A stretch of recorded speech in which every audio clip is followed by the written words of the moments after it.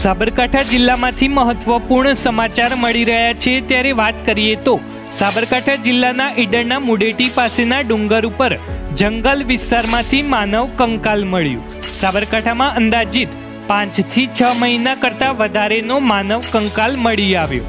એક માથાનો ભાગ અને પગ સાથે 2 થી 3 કંકાલ મળ્યા।